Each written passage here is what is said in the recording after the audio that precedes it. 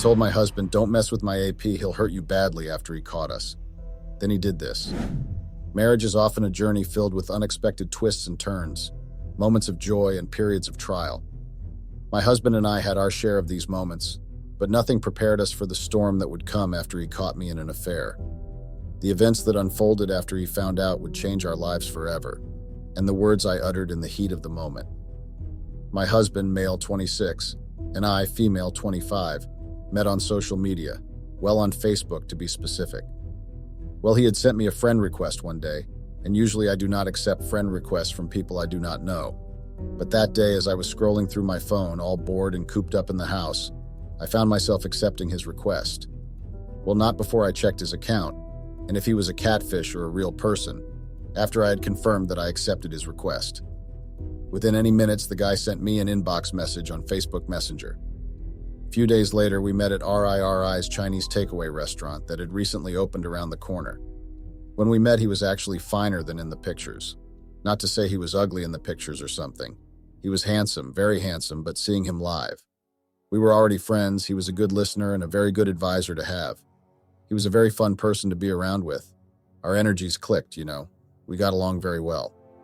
But there was one thing that I had noticed about him, was that he had a very short temper, and you had to be careful of what you say to him, even if it's a joke. And another thing, it was like he had some kind of trust issues. He was not a very trusting person. I once asked him about his trust issues and temper. He told me a story about his ex-girlfriend who had made him take responsibility of a child that was not his, and the story about his parents that his mother was not faithful to his father, and a lot would happen in the house which somehow led to violence in front of him. That was when he had developed trust issues and a very short temper. When he told me his story, I couldn't believe it, and I promised to be there for him no matter what, and that I would never betray him, at least not intentionally. A month later, he confessed his feelings for me. Well, I had also developed some feelings for him. He was what my soul needed, The chemistry and the spark was there, so the relationship was formed. He would tell me that he loved me every single minute he got, and would make me promise that I would never betray him. From there, I knew that my baby needed help. Maybe some therapy would help him. So I tried talking to him about seeking help, but he bluntly refused and told me that he would never speak to a person he doesn't know about his problems. Men and their egos sometimes, so I just let him be. We worked so hard to fix the issues that he had, but eventually we conquered it all. I was grateful for the fact that he had allowed me to help him get through everything and somehow be able to forgive and move on. So after like a year later, we got married, and it was the best day of our lives. Since we both had no parents or any relatives of some sort, we celebrated our big day with friends and colleagues. Several months in a relationship with Kenny, he decided to pop the biggest question ever. Mind you, had fallen so hard for Kenny. That time we were on a journey of healing for him so he would be able to control his anger issues and mental breakdown. I was glad that he had opened up with me with his biggest secret behind the mental breakdown that usually did. I promised to be there for him through every struggle and health. We both loved each other deeply, and our future looked bright. But what did I do? One fateful day, I had noticed that Kenny was acting differently. He seemed distant, and his usual cheerful demeanor was nowhere to be found. I tried to talk to him about it, but he brushed my concerns aside, claiming it was just a bad day at work. At first, I didn't want to bother him or become a nuisance to him for always asking what was wrong with him, until I saw that he was getting more and more distant, and his behavior was not changing even one bit. I met Jason, my affair partner, at a business conference in Chicago. It was an ordinary day, filled with monotonous sessions and networking events. However, something about Jason's confident demeanor and sharp wit drew me in. We exchanged numbers under the guise of professional networking, but it quickly became apparent that our connection went far beyond business. Initially, I justified my attraction to Jason as harmless. My marriage to Kenny had been stable, but lacked the passion and excitement I craved. Kenny was a good man, kind, hardworking, and loyal. But over the years, our relationship had settled into a comfortable routine that left me yearning for more. Jason, on the other hand, was a whirlwind of excitement, offering me a taste of the adventure and spontaneity I missed. Our affair began innocently enough. Coffee meetings that turned into long lunches, texts that grew increasingly personal, and eventually stolen moments of intimacy. Each time I saw Jason, I felt a rush of adrenaline, a reminder that I was still capable of feeling deeply and passionately. I knew it was wrong, but I couldn't bring myself to end it. Kenny was not the type of a guy that you would vent on. It was always like he didn't have any feelings, so he didn't know how to console a woman and give her advice. But with Jason, it was different. It was like he knew my true feelings whenever I was not feeling okay. He would either sense or whatever, but I would hear him ask what was wrong. I loved that attention, being cared for. Jason was a very good friend, a good listener, and a great advisor. I was enjoying every time I was spending with Jason. It was always full of fun, encouragement, support, and care. Kenny only cared about himself and would always get ignorant on other important things. His mental breakdown condition somehow took his feelings away. I loved Kenny so much, and I was seeing myself spending the rest of my life with him. My husband was amazing in his own way, but he never considered other people's behavior. Kenny had started therapy, and I prayed that the counselor would be able to help my husband, and also hoped that my husband's mental health would improve. Their session went well, and the counselor made some recommendations for both of us. Kenny left the session feeling a bit better, and he decided to take the counselor's advice on board, which came as a good thing to start healing from any traumatic experience that he had once faced. They used to say ignorance is the lack of knowledge or unawareness of the events happening around you. The deeper and true meaning of ignorance is the ability to act unaware or unconscious about certain events happening around you with the hope for change, while trying to do something else to bury the consciousness about the environment. An ignorant person is the person who is foolish and not able to think of a solution. Instead, they try to run away from a problem by creating a scenario in their head. That will give them false hope. That was the major problem with Kenny. He was too ignorant, and I didn't want him to be like that. One night, Jason had invited me to his family gathering, Bry, as his friend, of course. He introduced me to his family members, and they were very much welcoming. I enjoyed spending time with them, and I was looking forward to spending some more time with them also. Mind you, I had lied to Kenny and told him that I was going home. Mom needed one. I know it was a lame lie and somehow dangerous, but I had to come up with something solid that would make him not pay enough attention to me because he trusted my mom. Weeks passed. Jason and I had spent time twice, and to say I was taken by the guy's action would be an understatement. He was on top of this world. I'm not saying my husband didn't have action, but he was always busy, and I was not getting anything from him anymore except for his money and a few kisses here and there. But it was seriously boring. I needed some intimacy, someone who would be able to take me to another planet and make me see the ninth cloud. Since Kenny wasn't there to help me with my desires, I used Jason for my satisfaction. The guy made sure that I was overly satisfied and I had reached my climax. That's how our affair started.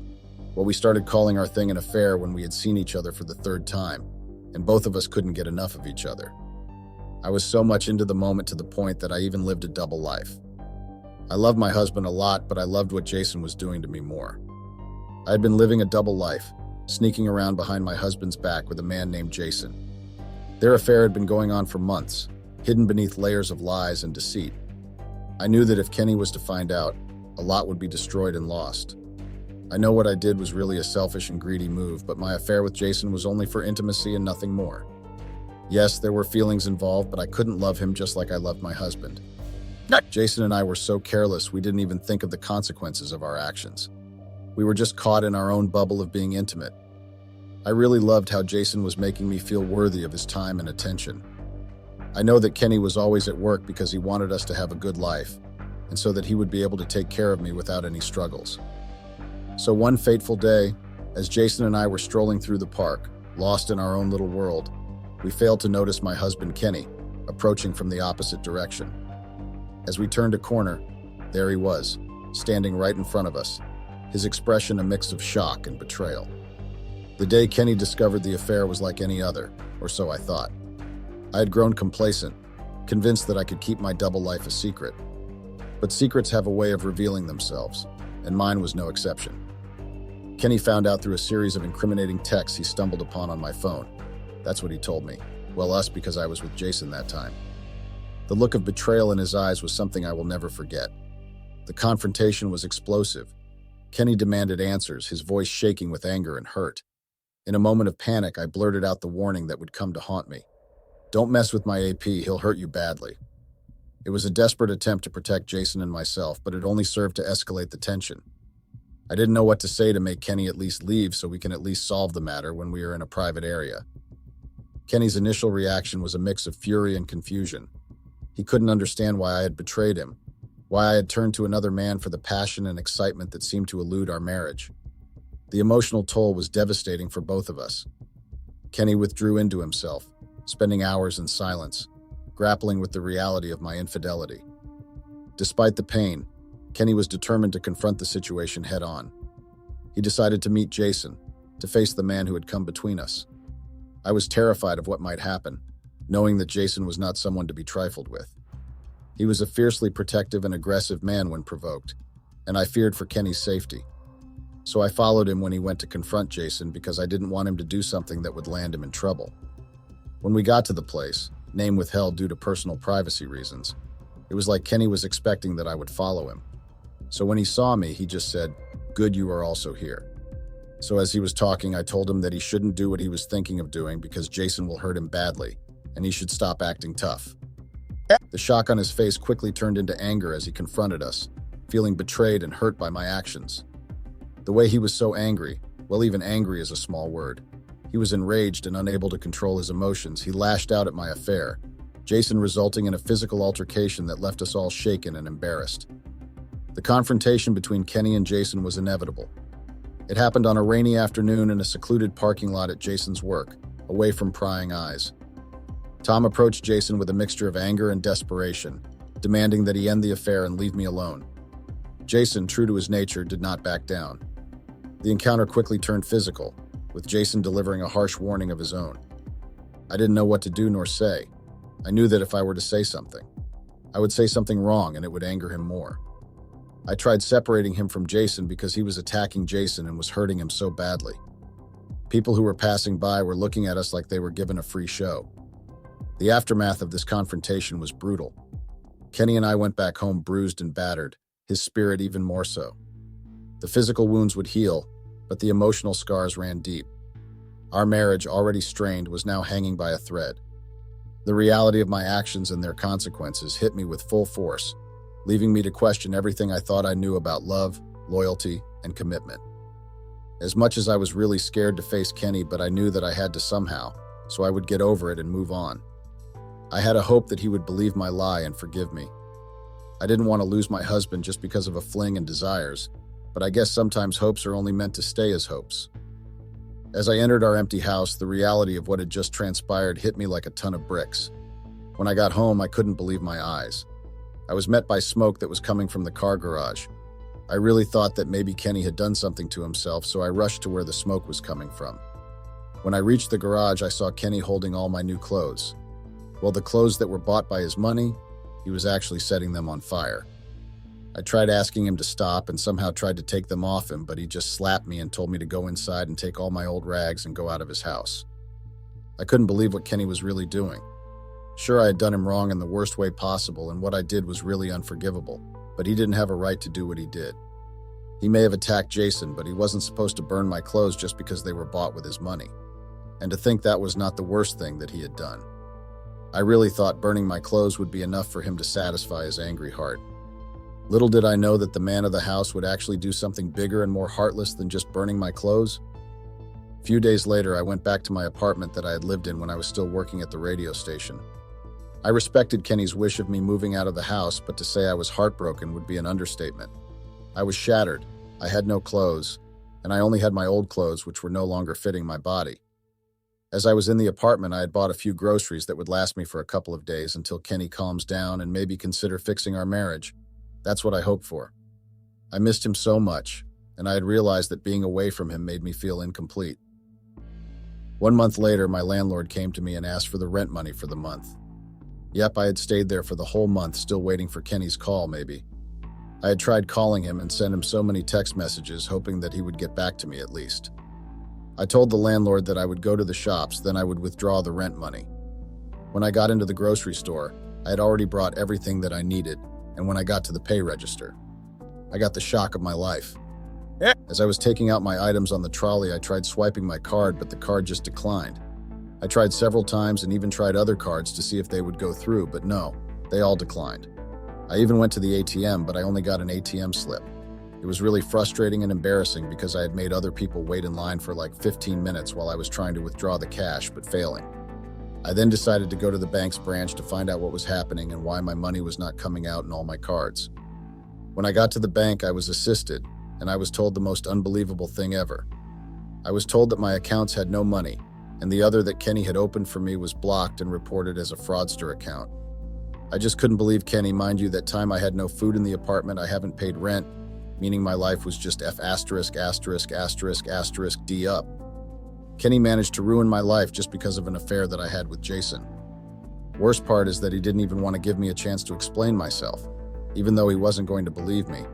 But I felt the need to explain myself to him so he could understand why I had done what I did. I was feeling neglected, for heaven's sake, and it was all his fault.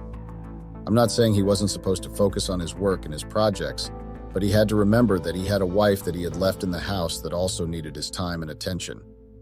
I needed him. I needed his attention, time and affection, but he wasn't there. I was faced with the aftermath of my choices and the consequences of my infidelity, feeling a mix of regret, shame, and confusion. I just didn't know how to recover from the whole thing. Kenny had hammered the last nail in my life. He had completely destroyed me, and I had not come back from it. I didn't even have any cash on me. I knew there and then that I had to go back home. I called my mother and asked her to fetch me. Unfortunately, she wasn't around, but I was lucky enough because she sent me some cash that would take me from Georgia to Virginia Highland.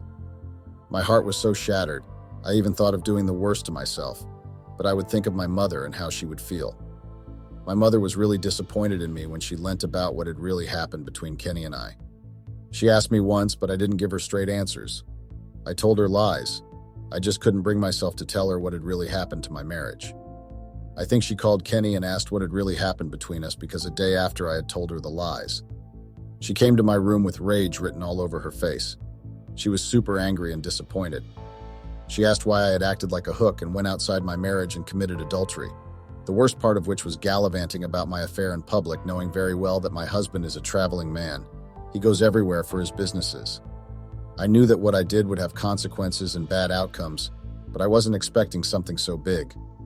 My life was literally ruined, but I guess it was karma, and it had visited my doorstep earlier than I had expected. I know I had hurt Kenny in the worst way possible, but did he really have to avenge himself like this? I stayed in my room for months trying to get to terms with what had happened to my marriage. 2 weeks after I had been home, a postman had delivered an envelope on my doorstep, and I just couldn't believe my eyes. I had hoped that maybe Kenny would come back to his senses since he hadn't sent the divorce papers. So he waited for weeks to send divorce papers after he had made sure that I was down and out. I was really shattered. I was depressed. I didn't even want to face the outside. All I wanted was to disappear at least and go to the place where no one knows me. Months passed. I had been drowning myself in alcohol because of the depressing stage I was in. I had lost my husband, my family that I was still yet to build, my friends. My image and reputation was tainted. I would always drink and cry myself to sleep every day, regretting everything that I had done. I would question myself and ask where I had gone wrong and what wrong I did besides sleeping or having an affair with Jason. My only fault was allowing Jason to charm me, make me like him to a point that our thing ended up being an affair, then led me to bed with him, only for him to humiliate me like that because when I needed his help, when Kenny kicked me out. He was the first one I called because I thought he loved me, but instead I got, "Tracy, go back to your husband. I don't want any troubles, and please delete my number and leave me in peace." Imagine that. What kind of coward was I having an affair with? While on the other side, the person I had called my affair partner and best friend, and thought he had my back no matter what, had turned on me and ganged up with my enemies. Yep, he teamed up with Kenny to get back to me. Well, more like Kenny used him to get more information about things that I had been sharing with him during our pillow talks, so that he can use it for his own bad deeds. But I couldn't blame any of them because at the end of the day, I was the one who was married, and I was the one who should have made sure that I didn't do anything to taint my image or destroy my marriage. But I did the complete opposite, all in the name of I wanted to feel free and let loose. There was no time to cry over spilled milk anymore, so I had to try to get up, dust myself off, and move on. As much as it was not going to bring back what I had lost, but I had to bring back myself. So I attended AA meetings because of the alcohol abuse, while talking to my therapist about what was happening, and she helped me a lot in picking up the pieces that were scattered in my life. About a couple of months later, I was back on my feet again. I continued with what I loved doing, which was exploring new places and focusing on my job as an interior designer. The only difference was that I was no longer working for someone else's company but myself. I knew there and then that happiness is found within yourself, and you create your own happiness without going out and doing things that you would regret later. I also learned that everyone was born alone, so you shouldn't try and find happiness or validation elsewhere. You only have yourself in this world and no one else. But I learned that the hard way, but I'm grateful for the lessons I have learned.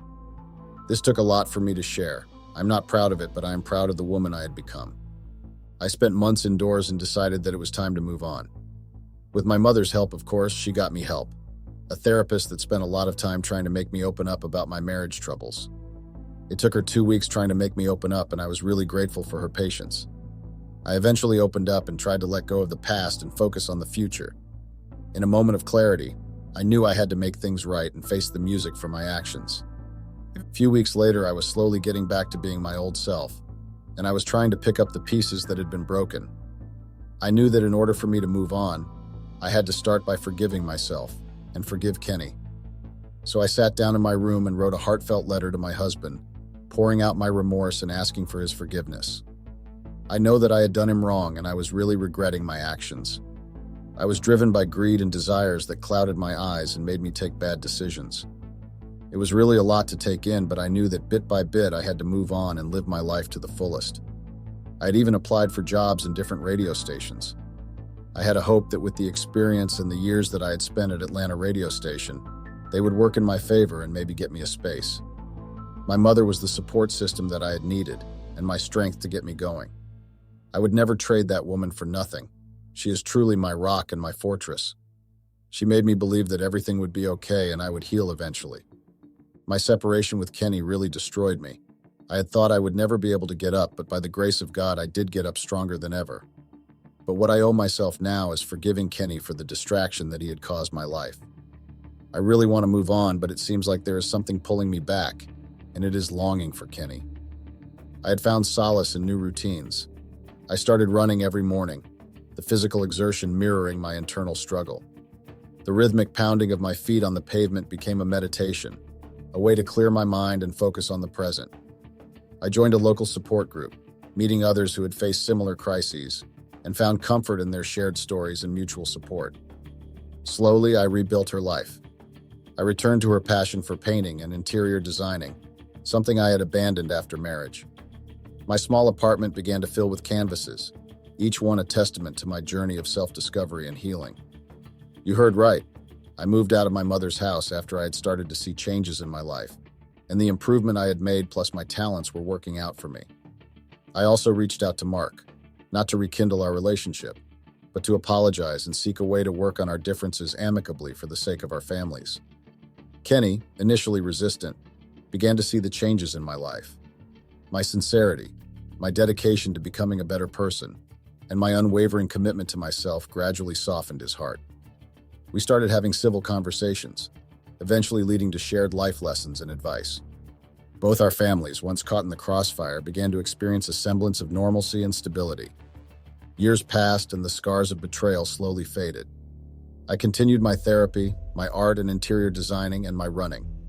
I built a life grounded in honesty and self-awareness. The healing process had been amazing, transforming my pain into strength and resilience. I learned that while my actions had initially ruined my life, they also propelled me towards a path of profound personal growth. I discovered that true healing comes from within.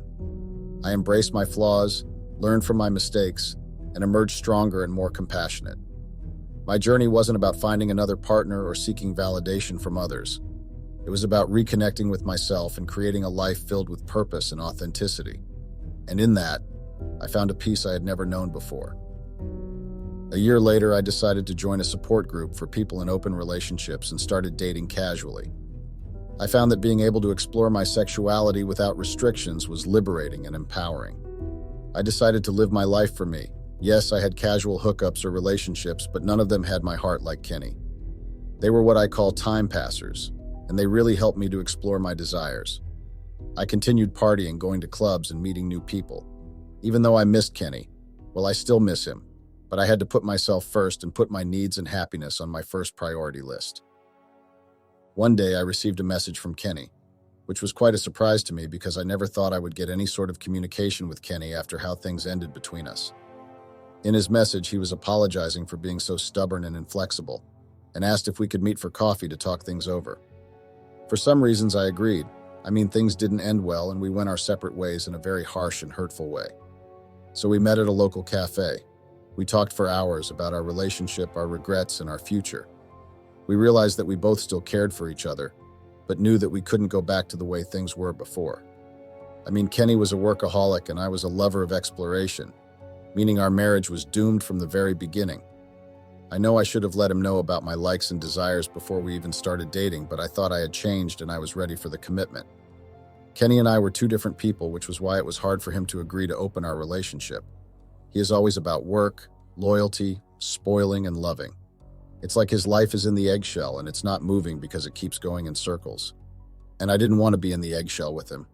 I wanted to be like a bird, spread my wings and explore new things. I wanted to do that with him, but he took all that the wrong way. With time, I healed and learned from my mistakes. I understood that sometimes the desire for personal growth can clash with the commitment we have to our loved ones. I vowed to communicate better in the future, to cherish the relationships that truly mattered, and to find happiness within myself. As time passed, I eventually found happiness and fulfillment in my own paths. I learned valuable lessons about love, growth, and the importance of communication in a relationship.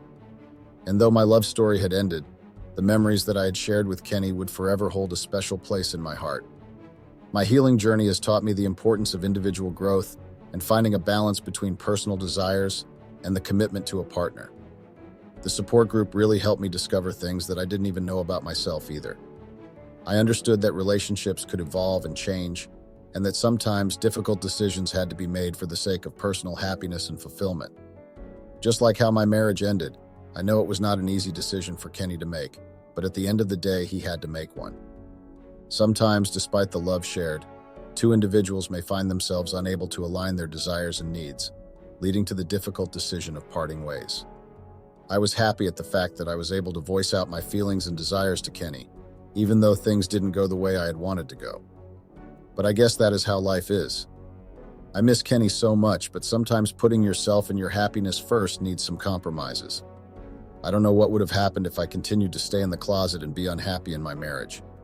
Imagine what would have happened to me or to our relationship if I were to continue living my happy life of going out and exploring while Kenny was in the dark. Our marriage would have become a shameful marriage full of secrets and deceit. In the end, the journey was one of redemption and renewal. The words I had spoken in a moment of panic, "Don't mess with my AP, he'll hurt you badly," were a stark reminder of the chaos and pain that infidelity brings. But they also served as a catalyst for change, prompting us to confront our issues and rebuild the friendship between us on a foundation of honesty and commitment. Life is full of unexpected twists, and sometimes it takes hitting rock bottom to find a way back up. Our marriage was tested in the most painful way possible, even though it didn't work out, but it was truly a great life lesson one can have. The road to healing was long, but it was worth every step. And as I look back on those dark days, I'm grateful for the lessons learned and the love that ultimately prevailed. I take full responsibility for my actions, and I would say that I am highly disappointed in myself and how I had handled my desires. I'm also thankful that I had managed to get away to make peace with Kenny. I appreciate everything.